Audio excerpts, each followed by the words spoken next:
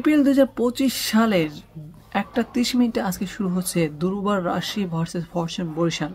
Guys আমরা দেখেছি যে খাতা কলমে এবং অন্য দিক দিয়ে যদি আমরা হিসাব করি তাহলে কিন্তু ফরচুন বরিশাল খুবই এগিয়ে থাকবে।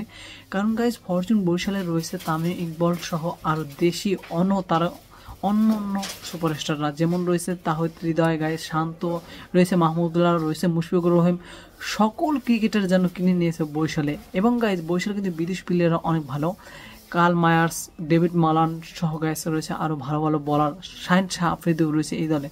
তো গাইজ এবারে অন্যান্য টিম কিন্তু অতটা ভালো টিম না, কিন্তু ওই দিক থেকে কিন্তু এগিয়ে রয়েছে বরিশাল। তো বরিশাল এবং দুর্বার রাশিয়ার মধ্যে কিন্তু গাইজ আজকে চরম উত্তেজনাপূর্ণ একটি খেলা হবে। কারণ 1:30 কিন্তু আজকে গাইজ এনামুল হককে কিন্তু অধিনায়ক করা হয়েছে গাইজ দুর্বার রাশিতে, এবং সহায়ক করা হয়েছে তাসকিন রহমানকে। তো এই দু দলের যদি কম্বিনেশন দেখি, আমরা লাস্টবারের বিপিএলের দিকে যদি একটু তাকাই, সেখানে দেখা যাচ্ছে যে লাস্ট 5 ম্যাচে রাজশাহী জিতেছে মাত্র 1টি ম্যাচ, কিন্তু বরিশাল জিতেছে 4টি ম্যাচ, মাত্র 1টি ম্যাচ হেরেছে। সেক্ষেত্রে কিন্তু গাইস আমরা এগিয়ে রাখবো ফরচুন বরিশালকে।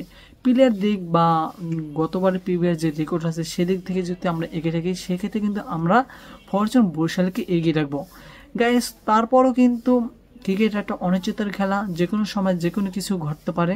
তো সেক্ষেত্রে কিন্তু বাংলাদেশের যে প্লেয়ার রয়েছে লোকাল প্লেয়ার, সেক্ষেত্রে বরিশালে ভালো, এবং যারা বিদেশি প্লেয়ার রয়েছে ফরেনার, তারা কিন্তু বরিশালে ভালো। অন্যদিকে কিন্তু এবার ইয়ং প্লেয়ার নিয়ে কিন্তু দল সাজিয়েছে হচ্ছে দুর্বার রাজশাহী, সেক্ষেত্রে কিন্তু তাদের বিদেশি কোনো ভালো একজন প্লেয়ার নেই, তারা কিন্তু কিছুটা পিছিয়ে থাকবে।